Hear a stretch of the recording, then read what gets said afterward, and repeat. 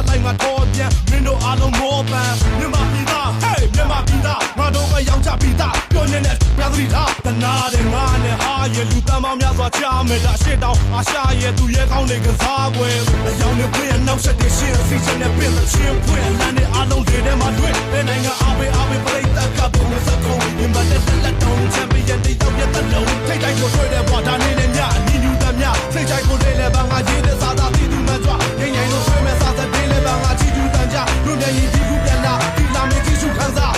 ရွှေရောင်ကောင်းကင်အောင်လလွင်တင်ကပါကိုပြချင်တဲ့မြမတွေရဲ့ပွင့်မြမရဲ့စိတ်နဲ့ကြုံဝလိုက်တဲ့မုန်းကြပေးဖဲလာကြိုးစားကြမယ်